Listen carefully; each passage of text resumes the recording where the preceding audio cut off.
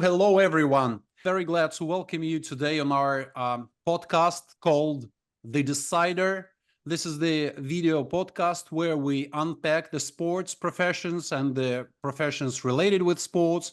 And today I'm very happy to welcome an international sports marketing executive. Over 20 years in leading positions, total sponsorship deal volume over 700 million euros. Sports contracted in 8 different sports. So, ladies and gentlemen, please welcome Mr. Pascal Sommerhalder. Pascal, hello. Hello, Dennis. How are you? I'm very good, thank you. Pascal, let me explain my gratitude to because in spite of all those political muddle and stuff, you agreed to discuss today about the global sports tendencies, about sports marketing, and for us it's a great opportunity to discuss the sports marketing. I mean, global sports marketing. But first of all, let's go through the personal questions. We do in a blitz mode. Okay. Sounds good. Yes, you should. Very good. Very good. So, what's your hometown? My hometown is a small city called Zug, which is the tax paradise of Switzerland. Yeah, well, I know the city, by the way. I know the city. I've been there. But I mean, you have a lot of money and it's placed in Zug. Okay. What sports did you do in your life? Well, essentially, I did a lot of ball sports, so including football, tennis, squash, these kind of sports. And I was also quite active in winter sports, predominantly skiing and ice hockey. Okay. Were you majoring in some of those sports? I mean, no, but the closest I get was probably in football. I had Otmar Hitzfeld as a coach, and he won 2 Champions League titles. So at least I can claim to have been trained by a very famous coach. But I didn't make it to any professional sports career. That's why I decided to do. So you did not plan to become a professional athlete. Not a single day in your life?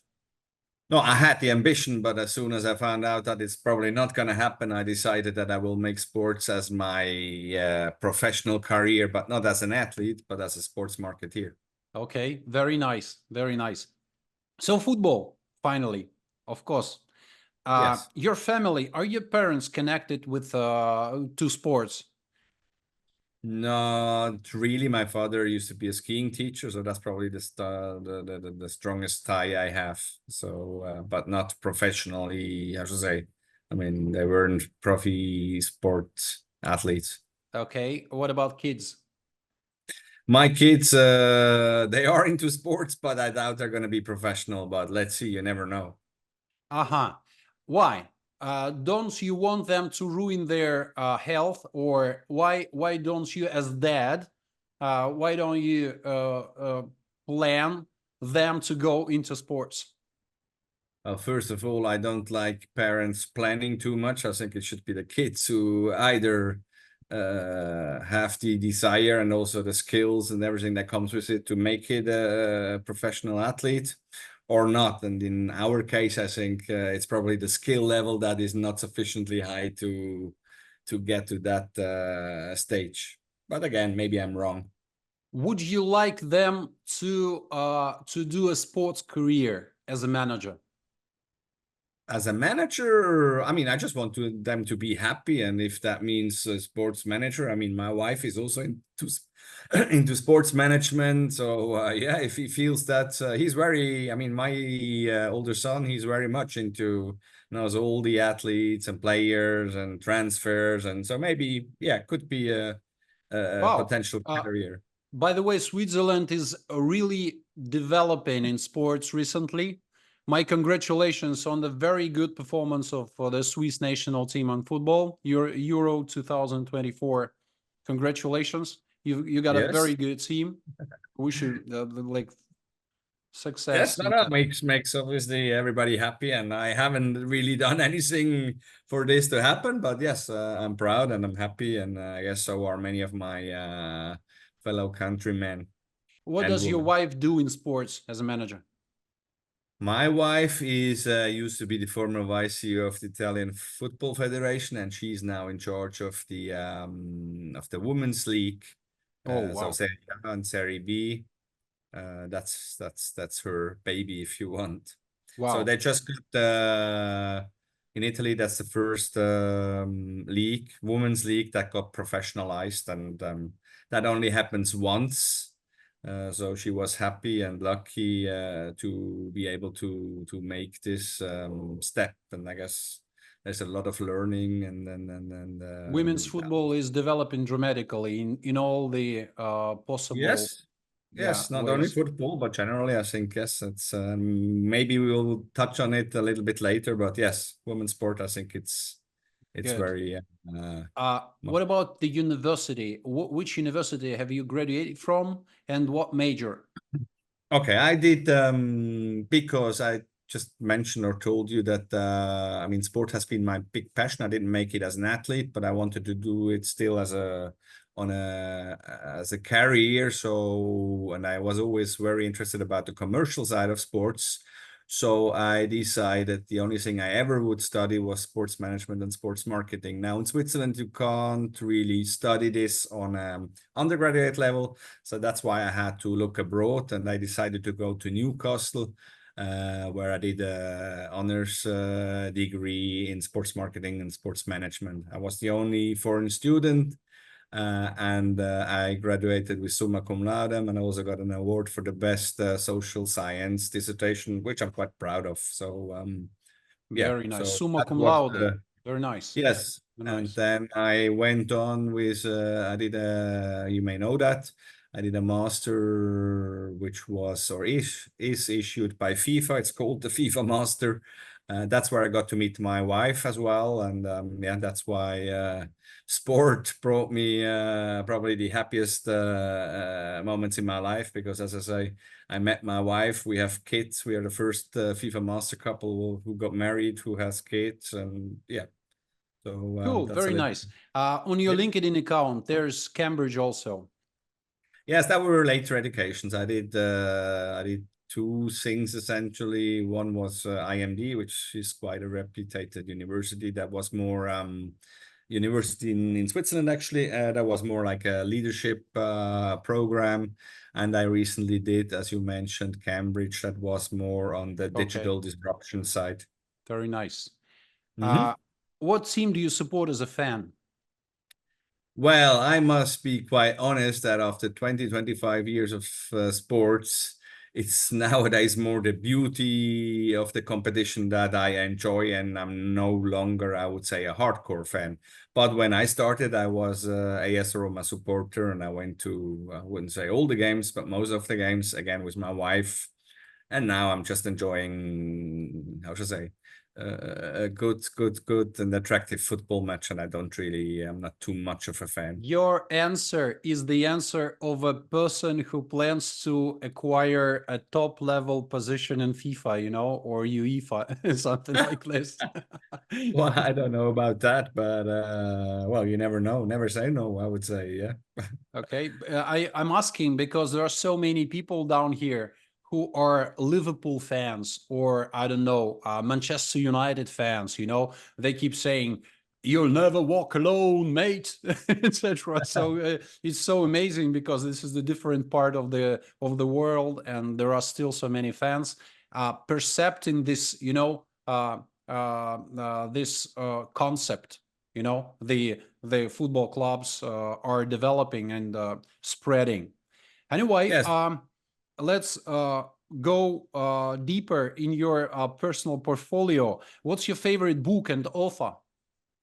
Well, okay. I mean, there would be quite a lot of books, but I think it's always best to choose something recent. So the one I've just finished, which funnily is about sports, and I quite like it a lot, and I think it should be made compulsory reading in any sports marketing or management course. It's by Roger Mitchell, a person I highly esteem and I met once or twice. The book is called Sports Perfect Storm.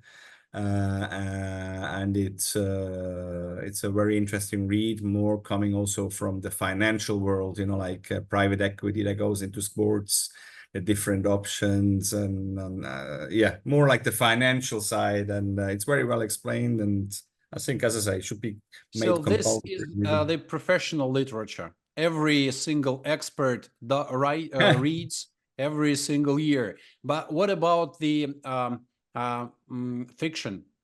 What about like, Fiction. yeah, Well, to be honest, I read more nowadays. I read more like if I read books, it's more about like either leadership or specific skills I would like to develop or improve.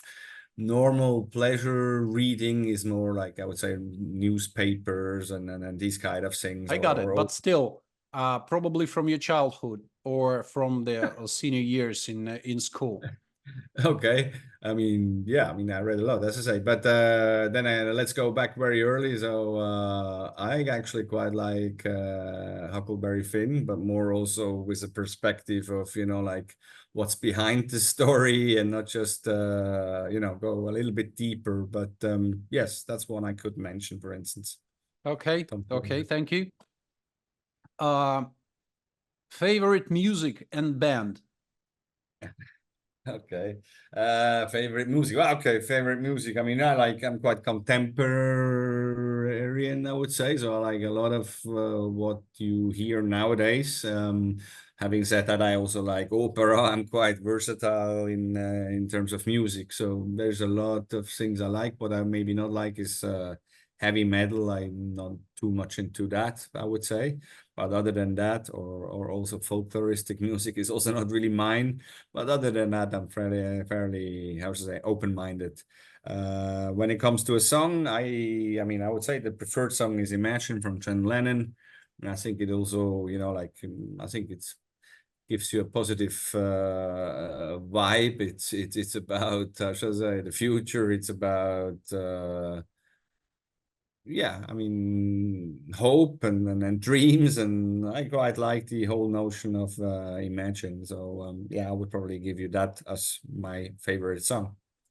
If to talk about football, what song would you think could be the song of football or the hymn of football? Well, that's well, okay. What you always hear at the end of every cup competition, right? Queen and We Are the Champion, I We're the guess. champion. Okay. Because we spoke with Dimitris Kalogerakis, and he said, for me, the song, the soundtrack of football is Champions League song. Ah. Okay, well, I wouldn't go so far, to be honest, but yes, he's an active player, or was an active Queen, player. That's we're the different. champions. Very nice. Who is the athlete who motivates you most and why? Well, motivates is probably not, how should I say, the right term. I never really had an athlete who motivated me, but the one that inspires me most is undoubtedly Muhammad Ali, because it's just, like Oh, sport has the power to go beyond just sport and have an impact and a positive impact on society. And I think Muhammad Ali is best epitomizing this concept. He's of course been much more than just sport. did you do boxing in your life? No, no. But No. I did watch I did watch his box fight retrospectively. I was also watching box fights when I was a teenager. Nowadays, I'm not watching any boxing anymore. But yeah. We've had this conversation with the Irish sports Okay. experts, and they said they don't like bare knuckles fighting. What's your attitude towards bare knuckles fighting? Yes, I guess that's probably pretty violent. So I would also not be a big, yes, would not be my thing, but okay. Those who do it, they will know why they do it, and those who watch it, they will also know why they watch it. it wouldn't be my cup of tea, to be honest, but yeah. Very good. So we are through with the blitz mode. Thank you so much. We've Yeah. managed the quickest, I mean, among the previous experts, and this is a champion approach, right? Let's go to the general sports marketing block of questions. Mhm. Your marketeer profile, background, positions, top achievements, briefly. Well, okay. I think I mentioned the academic part, like I probably represent the first generation of sports marketeers who has or have deliberately chosen this path. Previously, I think you just touched the book of marketing. You were most likely a former football player, touched the book of marketing or management, and then you became the manager. So I deliberately chosen to go down that route, and I have an academic education within sports management. I then first ventured or started into sports from the corporate side. I was working for Credit Suisse, which was a fairly big international bank. And I managed equestrian sponsorships there, or their portfolio. Did a few other things. I then switched from corporate to brand consultancy. That was a boutique agency in London called Red Mandarin. They had a lot of blue chip clients, Deutsche Telekom, SAB Miller, many others, Atos Origin or Philips. And that's where I was more, how to say, on the planning side of sponsorship and not just the execution or management. So yeah, we were advising many of these brands on pretty big sponsorships, like Sony, Ericsson, WTA. That was the biggest female title sponsorship back then. Or we did FIFA for Philips and Deutsche Telekom. Atos Origin with Olympics. So that's where I learned more. Yeah, I would say the strategy part and everything that goes with that on the sponsorship side. Then I received a call from a company called Infront, and they were keen to bring me onto their to their rooster. And yes, I've spent 15 years with Infront in different leadership positions at the headquarters. And some time of it, I was actually deployed as an expat, so I could do my job out of Rome. I started or was a founding member of a media marketing competence center. That was a baby of the CEO of Infront, Philip Lutter. So I helped to set that up. And then, as I say, I ventured into different roles from creating a business intelligence unit, marketing sales services, and I at the end also co-headed a sales unit. So I would say I did have the whole, if you look at the value chain of sponsorship, I've done probably everything that could be done within the sponsorship realm. And in the early days, I was working a lot also more on the media rights side and tenders and these kind of things. And also a lot to do with how would you call that? I would say cross-market alignments, because Infront grew through acquisitions. They bought companies in Germany, in Austria, and Italy, but it was never really, how should I say, homogeneous entity. So a lot of the efforts were devoted to making sure that, as I say, there is more alignment between the markets, and that there is also I would call it sales enhancements within the company. That could be CRM, or that can be many other things. Like specific marketing groups, international ones, where you would try to solve some of the bigger problems of the group. But yeah, as I say, I would say different leadership positions within the sponsorship, intelligence, and media realm. Actually, let's talk a bit about the Central Business Intelligence Unit. Okay, it means that, I've always been a big believer, and I still am, that, many of the decisions, whether that's on the buying side or on the sales side, are underpinned by data, right? So, and especially also with the right fees, they're getting bigger and bigger. Or if you look at sponsorship, nowadays, I mean, it's big investments on a brand side, and they will not just do these investments because they like football or they like Liverpool. You need to underpin this by data. So I think by collecting and using data cleverly, you will be able to buy cheaper or better, and you will also be able to sell more, and again at higher prices. So the idea there was, because I just told you that Infront wasn't really a centralized organization.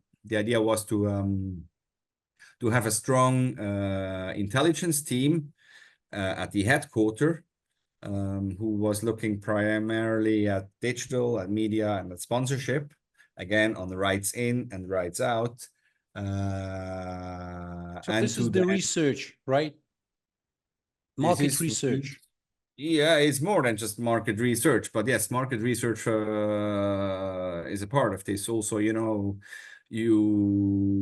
collect a lot of also media data. I mean, it's all kind of data. It's intelligence. It's not just market. I mean, the Also, intelligence, do they collect insights from the top management of the company which is ready to buy sponsorship? it's more to do, not necessarily about the company. It's more to do about the market, about deals, about, what fans want, how fans consume, when, with whom. It's the whole, I mean, it's everything related to sponsorship, media, and digital. Okay. How many team members did you have That in was front? Yes, so About the, the, 10? the team was, I think, 12 or so at the high time. But I must also admit that later on, the whole concept was dismantled, and Infront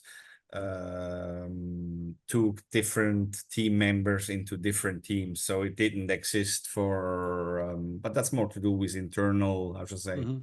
politics, and maybe also I power. thought they were splitted in the teams for the region teams. I mean, No. I mean, Southeast the Asia or regions Europe. usually, I mean, let's say Italy or Germany, they also had sometimes one or sometimes two. I call it intelligence people who, were doing the whole intelligence gathering for the local market. But our idea and our aim was that, okay, through experts from a central base, you would educate also the market, so that they raise the bar in their local territory with regard to intelligence services, data collection, and so on. So yes, and I think the highlight probably from if you like numbers, we also centralized then, for instance, there's a lot of, I just mentioned, you buy a lot of data, you have to buy a lot of data for your sponsors, for media broadcasters, and so on. And that was always been historically done in the market. So Italy bought, France bought, Germany bought, and so on. So our team then also centralized this whole buying approach, and usually centralization and tendering means then that you can save money, right? Pascal, let's talk about the sports as a profession. Yes. There are people, for me, people who work in sports, they split into two big groups. One of them say, sports is my dream. I'm so happy to work in sports. And I earn a lot and I'm satisfied, etc., etc. And the second group of experts, they say, look, if I knew what I would face working in sports, I would choose another profession because it's too much stress. It's too competitive. the income, the wages might not be that high as like I don't know in the industry in other industries. What do you think about that? What's your personal opinion? Well, I mean, I can understand both sides, but I would definitely be on the first one you mentioned, because at the end of the day, it's about your personal happiness and your, how to say, my passion has always been sports. So I mean, there is no better thing if you can make your passion your profession, right? So I was able to do that. So of course, after 20 years, 25 years, I've seen a lot. Yeah, I mean, it's not all just how to say, there is also, I would say, dirty parts of it, or things I didn't like, or if you think about the whole player transfer and youth development, I mean, that's pretty, I wouldn't say, yeah, but it's pretty, I'm not sure what word to use, whether that's ugly or, but yes, you tend to forget about all those who will never make it and sacrificed, I wouldn't say their life, but yeah, overall, I mean, and usually you notice that when you speak to people and tell them what you do, because if you do that, 9 out of 10 people will say, "Well, that would have been my dream." So yes, I think Agree. sport is What a about fantastic the way to work. dark side of the sports profession? What you said, dirty, right? Dirty things. What don't you like about sports as a profession? What are top Say it's, five I mean, hardest things in this it's profession? like, I mean, I would say.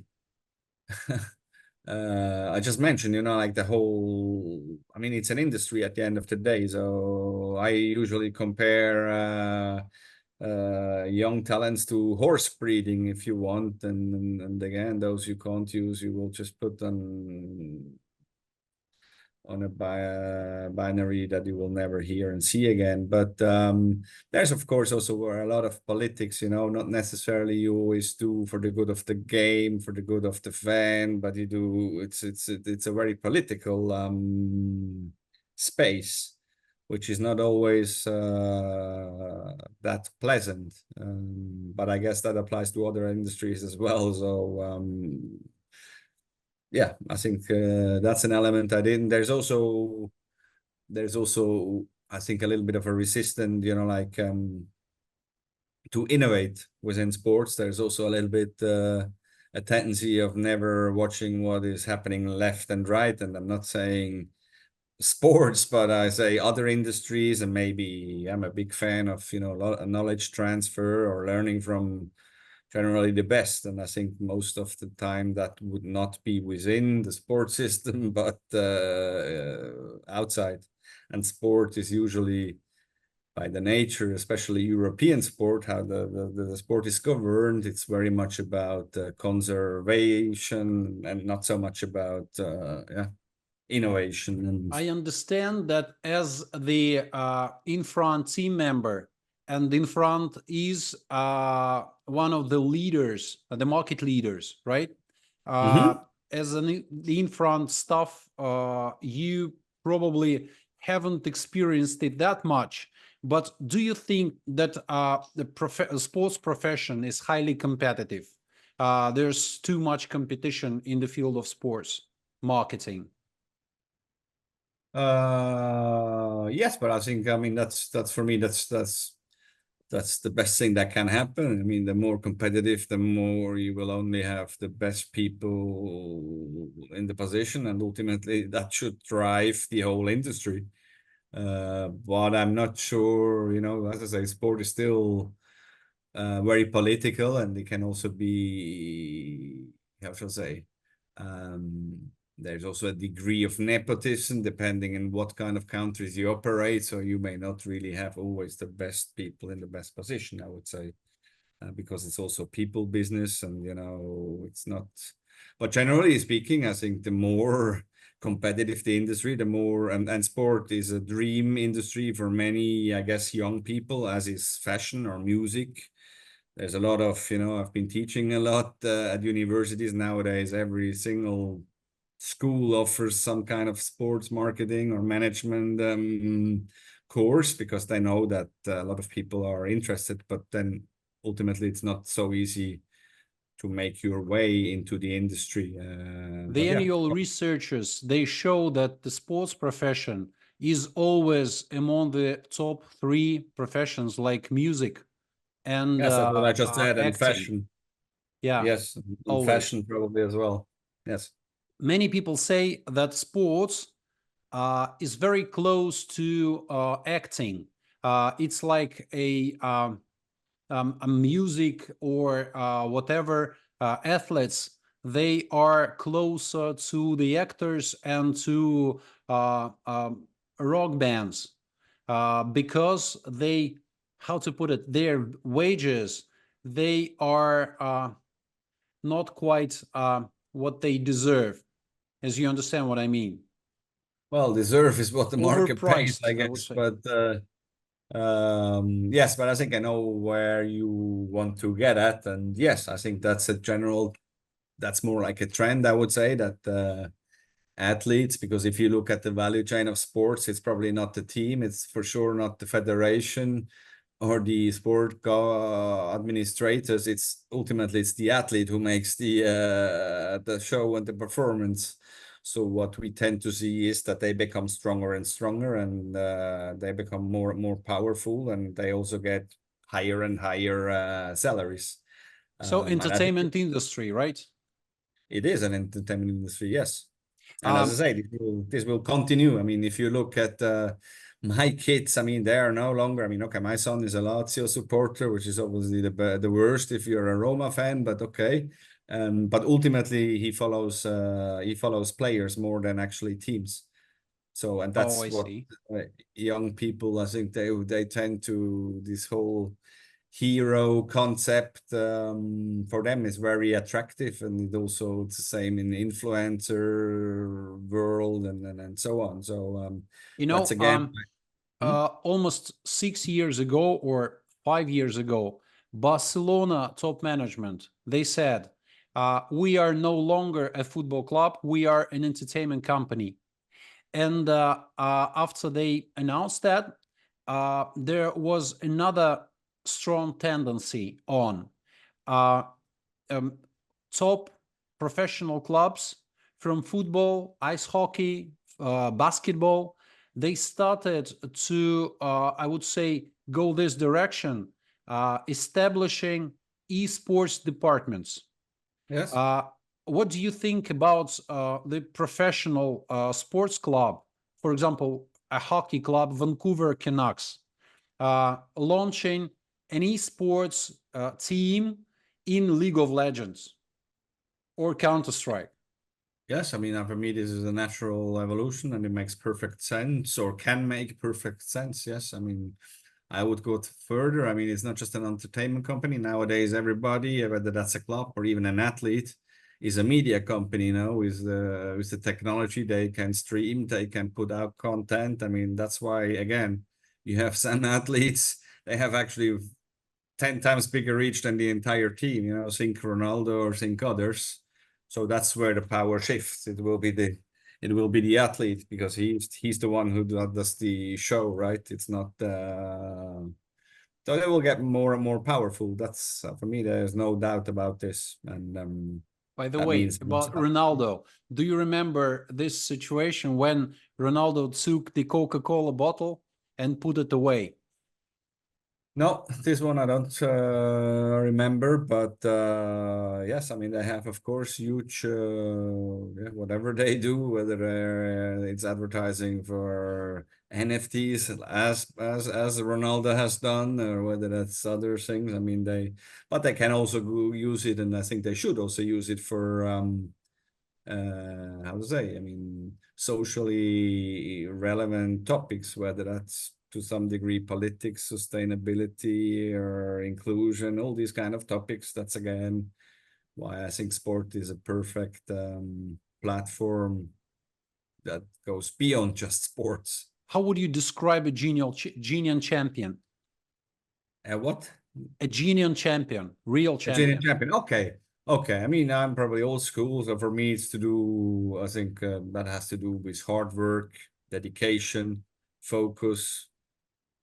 for sure. Also fair play, honesty, these kind of things, going the extra mile. I mean, they're just super. I mean, I've had friends in my circle who made it very far professionally. So yes, there's also a lot of, they have to renounce on a lot of things. I'm not sure if I would have been willing and happy to do that, especially in young years when others go clubbing or partying. I mean, yeah, I mean, it's not, and usually I think the ones who have this will, it's not necessarily talent that succeeds, but more the mindset, they usually they make it, or at least in my case, they were the ones who became professionals, not necessarily the best ones in terms of. So the for you, the Genian champion, Muhammad Ali, right?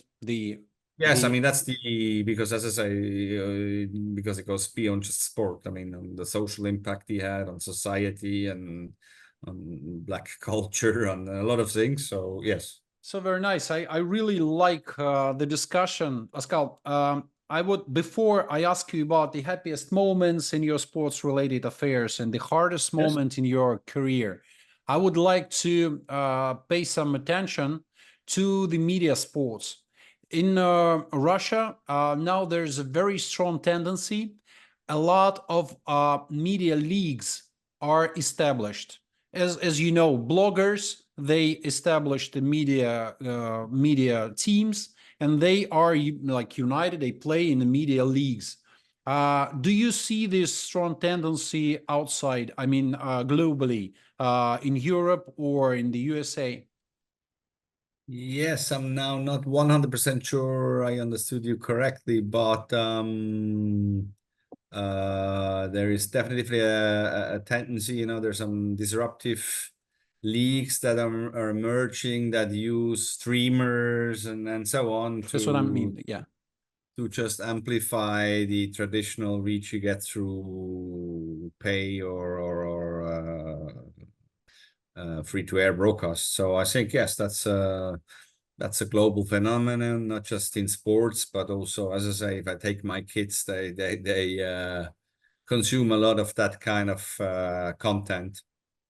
Okay. So I think, yeah, What are the brightest examples you can? well, I think there are many sports teams who are, I've just read, like the new strategy of Juventus Turin. So it's all about, yeah, creating these communities and co-creator stuff. So also I mean, I generally, even though the US ecosystem in terms of sport is completely different, because of course it's a closed, it's entirely different. There's no promotion, there's no relegation.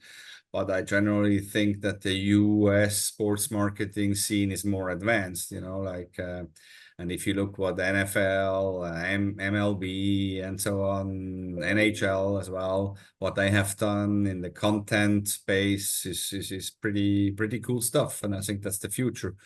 Also in terms of attracting kids and because I mean there's generally the problem of aging consumers in sports, so they need to make sure, or we need to make sure that we can also attract the next generation, my kids, and just generally Generation Alpha or Gen Z.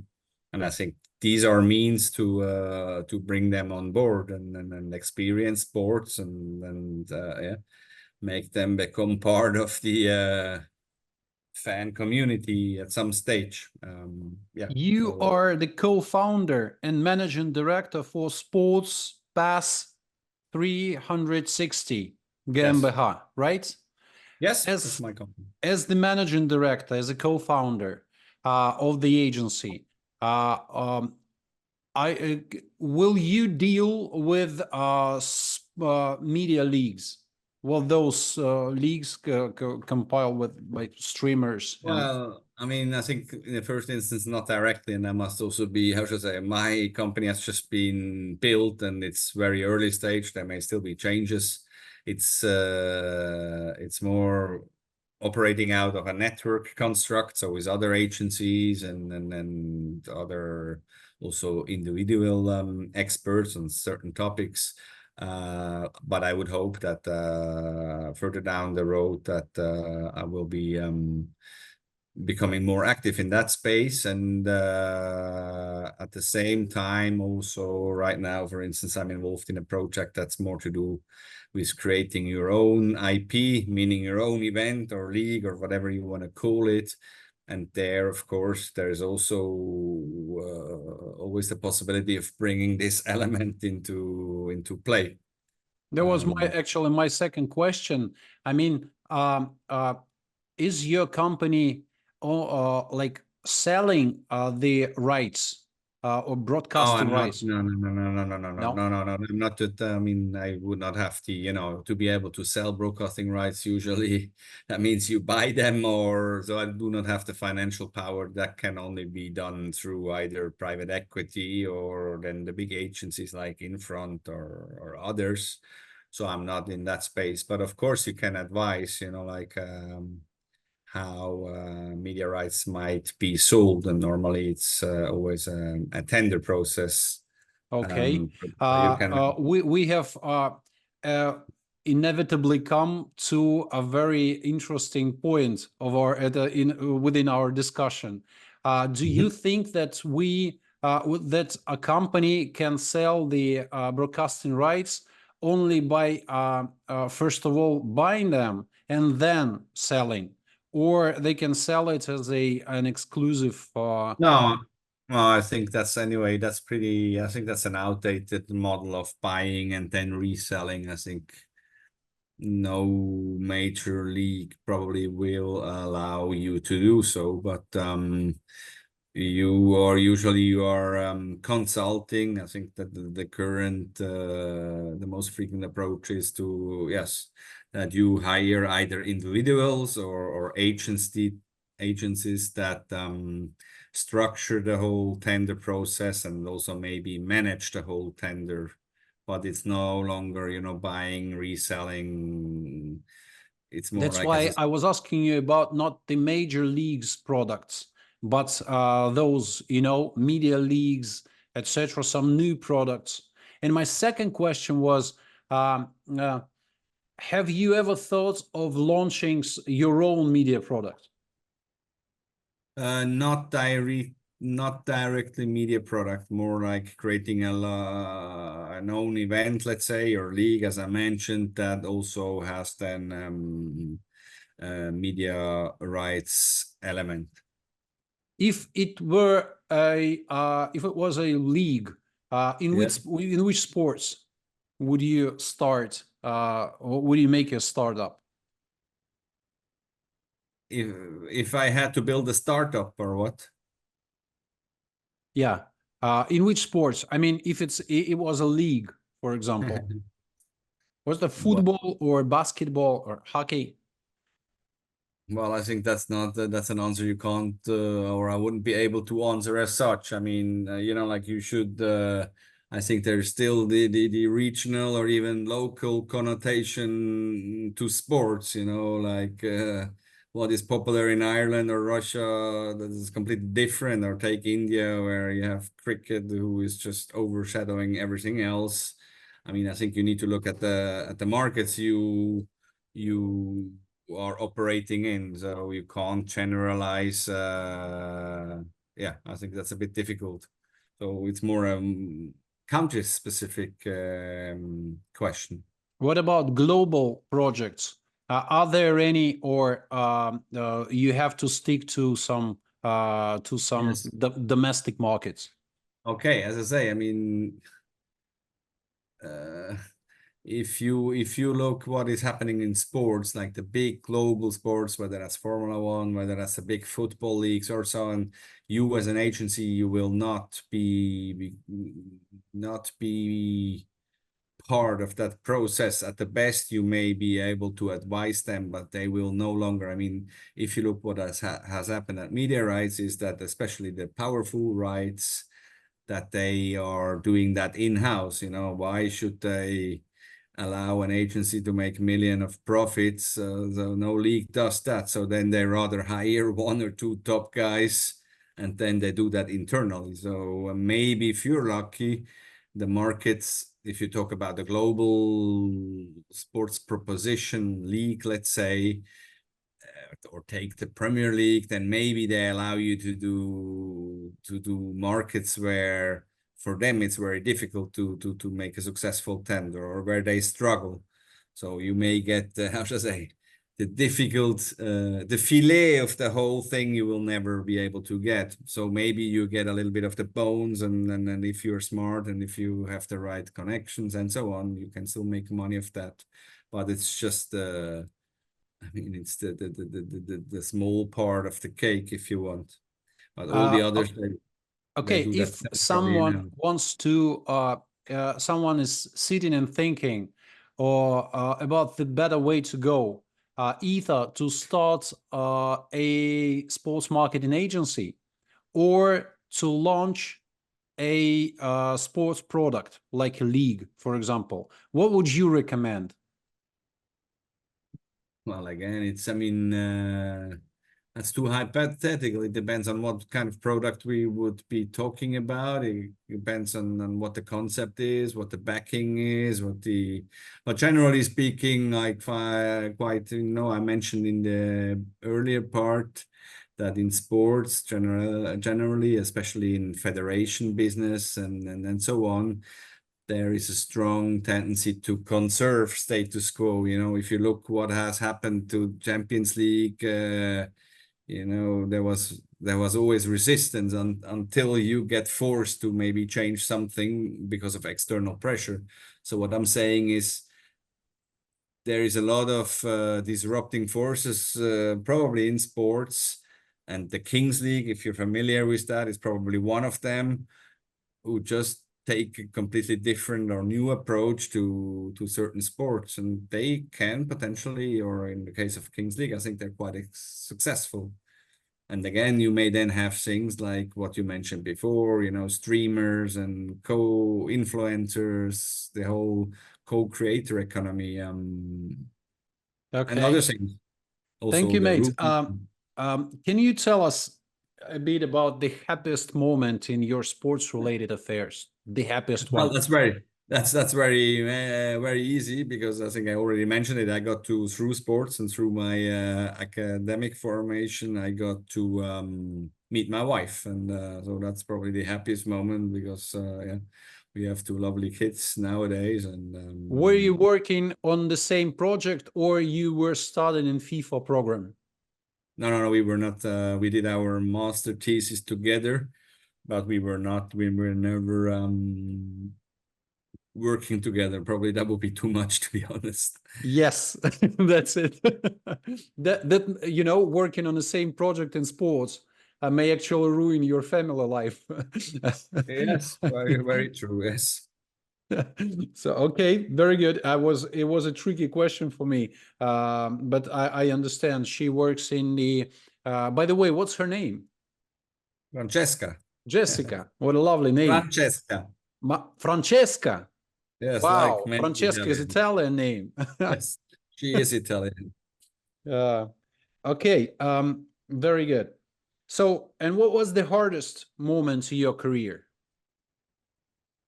Well, now it depends whether you refer to hardest in terms of like workload, or hardest in terms of emotionally dealing with a situation. I mean, I Some can give you. very big challenge, something that you Okay, had okay. to go I give you through to two. strive. I give you two examples. One is a sad one, and the other one is probably more what you mean by hard. Okay, when we did the deal for Wanda through Infront, because we were part also of the group, all of a sudden that meant that I had my daily job, and I also had a FIFA sponsorship that needed to be taken care of. So, and that was handled, or I mean, my counterparts there was China. So I had for 1 year or a bit more, two jobs if you want, and that was very tiresome, also because of the time differences, like, and as I say, with China, Wanda being a conglomerate, so meaning many different businesses would potentially be involved in the sponsorship, in the FIFA sponsorship, but then maybe not everybody being super knowledgeable about the topic of activation, of sponsorship per se. And again, also the culture, the Chinese culture, you know, like that was a bit siloed. So that was a very, professionally speaking, that was quite a challenging and very different period. Sadly speaking, I got my best mate during my university time, who was a former athlete, a national athlete from Finland. She got murdered shortly before she was on to volunteer at the Sydney Olympic Games. So for me, that was a very very sad, very difficult moment, and I created back then, you know, Wow. like a memorial event. Was he murdered during the Olympics? No, she did a farewell party in Newcastle, and on her Oh, way I home see. she got murdered. But anyway, yeah, that's been very tough, and she was the only foreigner in her course, 1 year above me. I was the only foreigner in my course, and yeah, so that was a very difficult time. Wow. Wow. So you have a very intense biography, I would say. Well, I guess everybody has, but yes, that's yeah. Mm. There's good things, there are bad things, happy things, sad Yeah. things. That's sort of You mentioned Wanda, and yes. before we talk about this global partnership, the very big project, can you tell me, if it's possible, who were the hardest top nations to cooperate with? I'm asking you as a former Samsung team Olympic task force, yeah, for Sochi 2014. And you know, frankly speaking, since then, I would prefer not to work with Koreans, South Koreans, I would say, because of the mentality of the difference between the cultural, you know, cultural issues. They are so different, so that you hardly can get accustomed to it. And I heard from my colleagues that Chinese are the hardest nation. Is the hardest nation to cooperate in sports marketing. What do you think about that? Well, I'm not a big fan of generalization, to be honest. And I also do like, I mean, I speak 4 or 5 languages. I like the cultural element, and I find it super fascinating to also my FIFA master. We've been 25 students, 17 different nations, all 5 continents. So I do like the cultural element and learning how other cultures or nations deal with specific cases. So I find it fascinating. Having said that, of course, there is a language barrier with China. There is What about the in business procedures? Do they always reply for the messages? well, the problem is not really reply or not reply. I think where I probably struggle more with is having people who understand the topic, and you know, sponsorship can be fairly complex, especially if you talk about things like a FIFA partnership. So if the counterpart isn't super knowledgeable, that makes it challenging, but even more challenging if it's not the right level of seniority, because then you're not talking, they are just passing on your message. And so I think that's probably the biggest was one of the biggest challenges, you know. Like, we later on then managed to have lines that were much more senior, but when I took, or when it all started, it was my counterparts were fairly junior, with no decision making power, and also I would say with somewhat limited understanding of what sponsorship and sponsorship activation means. So that makes it challenging. Plus, and again, that's maybe a unique feat for something like Wanda. Wanda is a conglomerate. So you talk, it's like having several sponsorships, you know, like the categories, and I'm not telling you what they were, but they were, I mean, a few I can say, but you know, from cinema to supermalls to hotels to there's a lot of categories that were closed, and that makes it again very difficult because you would need to have people who speak or through all these lines to align to make sure. You know, back in 2018, before the World Cup in Russia, Mhm. as a football club Lokomotiv team member, Yes. we have signed an agreement with Viva Yeah. smartphones, and they signed a global partnership with FIFA, and they wanted to sign the domestic football club for the World Cup. And we went through the process from the scratch. I mean, the signing of the clients and negotiations and execution of the rights, right? Mhm. And they were pretty surprised that after they have signed the contract, they realized that they will need a team to execute the contract, because the club, all they do is they sell opportunities. And so it was a pretty, like, I wouldn't say misunderstanding, but we needed to tell the client that, except for for those, like, the contract money they have paid, they will also need to pay some Yeah, to sure. have some additional payments to execute the contract. And I think that's probably was due to that the company were pretty new on the sports market. That's why. Yes, so I guess similar things apply to one. Like, of course, you need to have an activation budget because many of the things, as you mentioned, they Activation, cost right? cost additional money. So you need to then also go and secure and tell them why and how and when. And so it's a quite yeah, can be a challenging process. Definitely it would be easier if you had like a European brand who has already been, doing sponsorship for many years. But in that case, it was different, so that made it very challenging. Can you tell me what it's like to start your own agency after 15 years in Infront? What it's like to go into entrepreneurship? Well, I You mean, I think like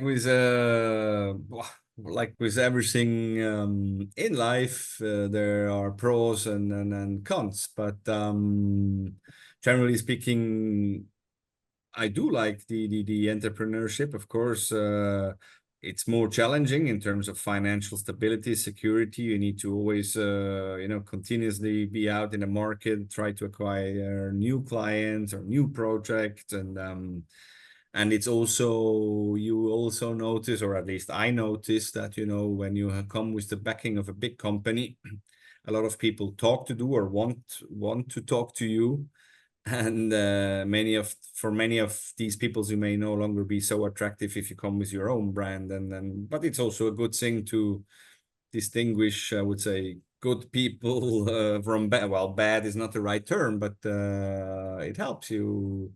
But of course, you can also then structure your work in a way that you collaborate or work with people you like, people you inspire you. You no longer have politics, internal politics, which is, of course, I think a very good thing.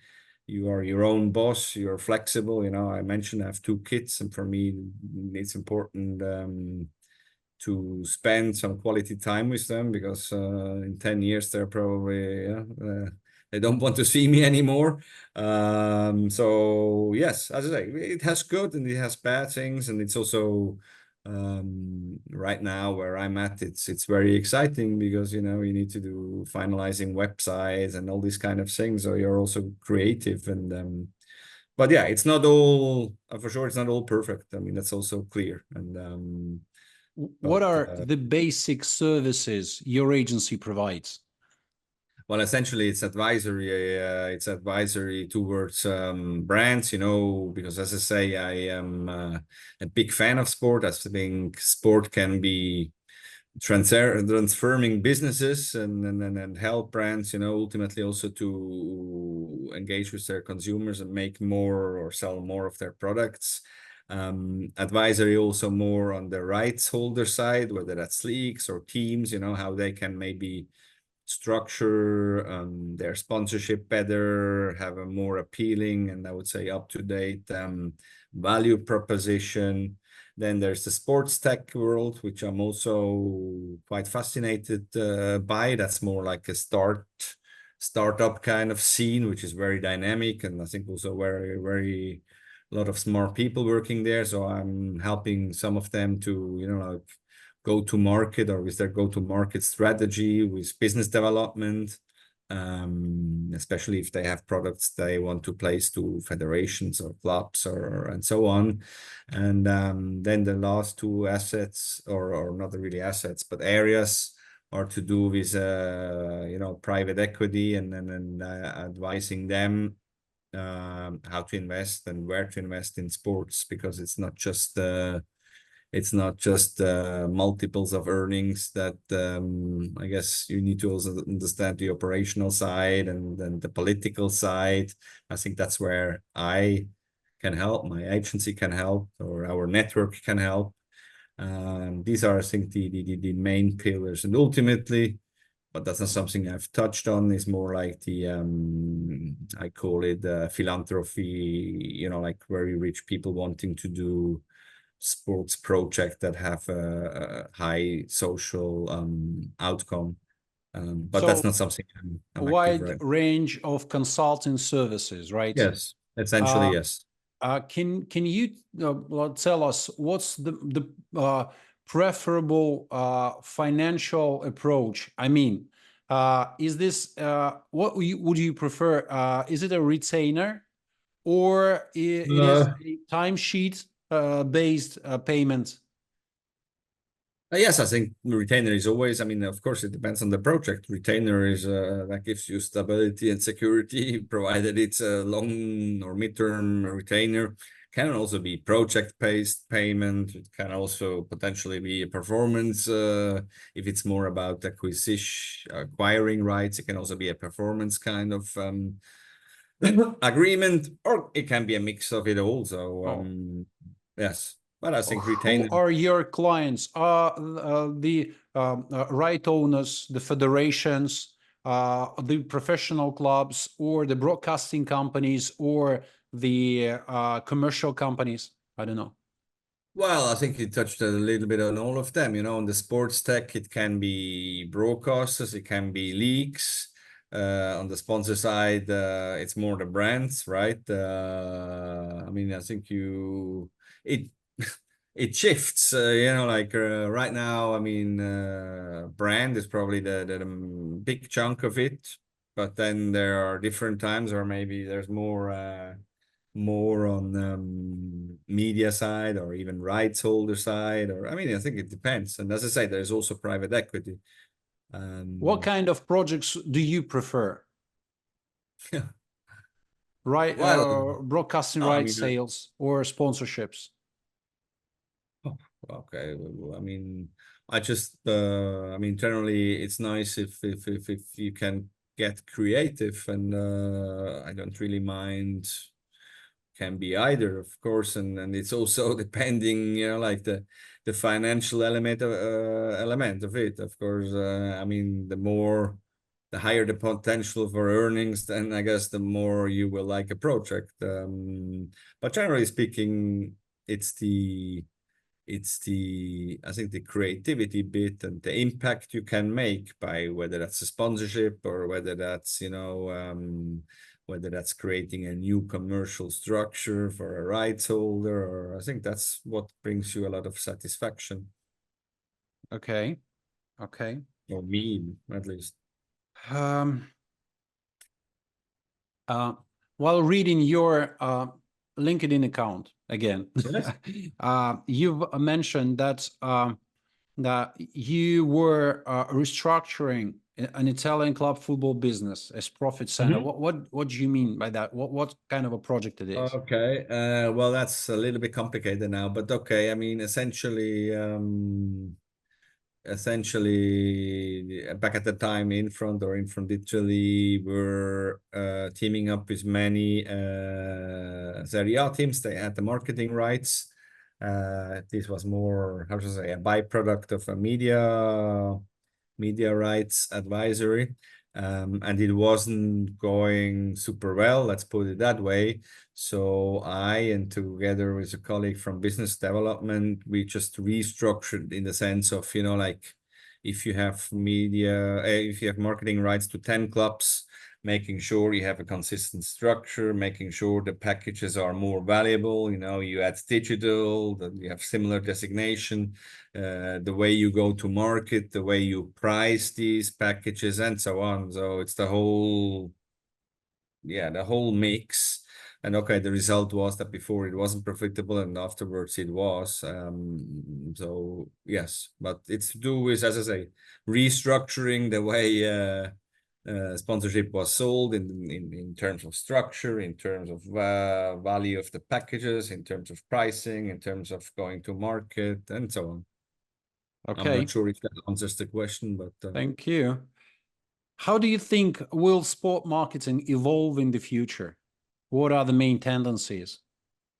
Okay, I mean, there's of course a few trends and that are observable, and I think I mentioned a few of them. So digitalization, that is one, of course, that will need to come. Then I think there's a IP creation, meaning, like people, agencies doing or creating their own leagues, events, and so on. That will also, I think, increase. Then generally speaking, there is consolidation in the marketplace, like the bigger ones buy the smaller ones, and at the end you will just have a few very, very big ones, I think. 360 kind of agencies, as is CAA, as is IMG, as maybe is also Legends, those kind of then I think there will be more and more activities in the sustainability space. Then I mentioned athletes' power.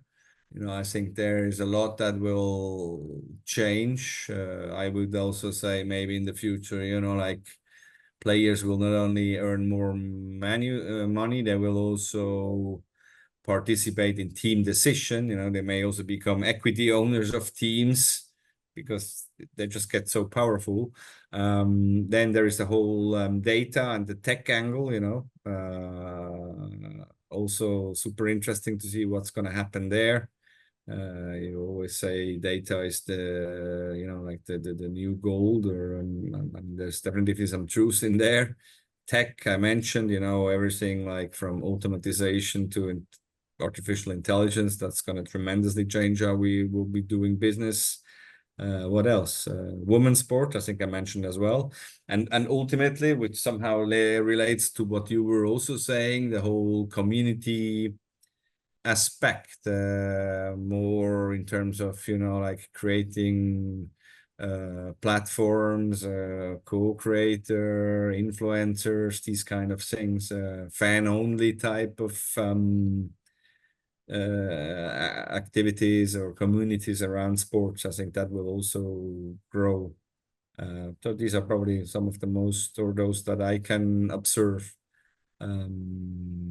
Yes. Okay, thank There's you for also sharing. maybe This is really, really interesting. By the way, do you plan to visit the Olympics in Paris? to be honest, I don't. Why is that? But because I've been to many Olympics before, and I'll be on vacation, You're tired. You and got then tired. well, tired is maybe not the right word, but Yeah. yes, yeah. I mean, I read a Okay. lot and observe and I watch and so on, but I will not be. I also wasn't at the Euro. Yeah, I got it. Um, okay, we are very close to the end of our discussion. Thank you so much. The discussion is really, really interesting, and for me, I mean, for the agency guy as well. But I have this very big question. For since I don't know, since the start of my career in Sochi, Russia, Mhm. I know that there are people who prefer to be the agency people, and there are like experts, sports experts, who prefer to work on the client side.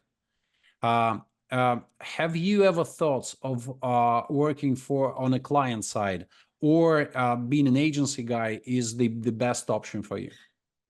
Well, but now depends what you mean by client. So client can be a rights holder, a league, or a team, or something like that. Or of course, it can also be a brand. So I'm not sure now what you're Any of them? referring. Yes, but I mean, as I said before, I went to Infront. I've been on the brand side with Credit Suisse, or also in the consultancy world. I was also more on the brand side.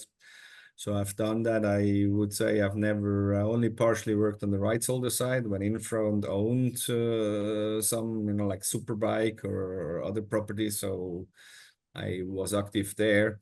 Um, Interesting question. I mean, usually, I mean, on the agency side, you probably have to, it's more stressful, I guess. I Yes, mean, it is. It is.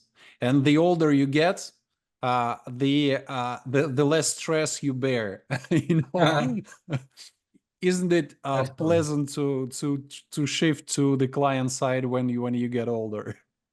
Yes, maybe I'll give it a try. So let's see.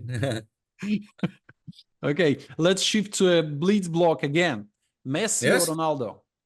Messi, TV or social media? TV. I'm an old Europe, guy. What? Europe or Southeast Asia? Europe, Okay. Football or esports? football. Gretzky or Ovechkin? Oh, you won't like it, but it's Gretzky. Why? By the way, Well, okay, that was at the. I mean, you should have put some if you had put some other name Russian players like except for Ovechkin, you mean? Makarenko, those guys. I would have probably gone for a Russian player, but none of Why? Ovechkin. Well, this is a pretty interesting question. Why Ovechkin is out of the list? Is Yeah, he too because for me, physical for you, like or that's the different. You're referring to different time frames, and as I say, I think Gretzky was more Fetisov on Makarenko and whatever, Tretiak and those guys. Yeah, I mean no Fedorov, no, but so I'm more. I think that was the for me. That was the best area the best Russian hockey area I experienced. Whether true or not, I don't know. But I mean, for me, that was also in terms of age and yeah. okay, So Pascal? We're right in the end of our discussion. Can you share three best life hacks in your profession? okay, I think you should always, I mean, be curious and try to learn new things. So the moment you don't, I guess you're dead, or at least you're half how do they coma type of life. So always be curious and learn, educate yourself. That's I think super, and not only within the industry but also outside. As I say, it's not just about sports news or sports management, but also what is entertainment or what are other industries doing. Networking, sport is people business, so it's crucial to have right relationships and generally just innovate. Try to. I am a big fan of trial and error. Like do new things, and you may fail, but at least I mean, the moment you just do recycling, that's not gonna then you're put up for failure in my view. So yes, these would be the three things. Very nice. Thank you so much. And if you could give only three most important advice to your kids, what would they be? That's a good one. Yeah, I mean, like I did, follow your passion, dream, and aim high. I think it's important to dream, and it's important to yeah, really, even if it's not maybe not achievable, but you should always have that, and you should also always follow your passion, because if you do something you're passionate, then there's a high chance that you'll be quite good in what you're doing, and that will also bring you success. then life is more than just work. So I think you should also enjoy life.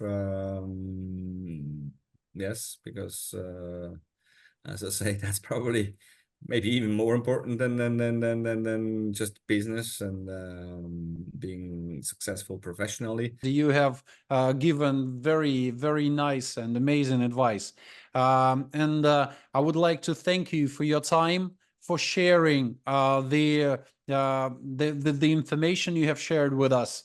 So, ladies and gentlemen, we are very glad to thank today Mr. Pascal Sommerhalder, the international sports marketing expert. Pascal, thank you so much. Yes, it's been a pleasure, and yeah, hopefully soon again. Yeah. Have a nice day. Bye bye. Yes. Thanks. Bye bye. Ciao, ciao. Thanks.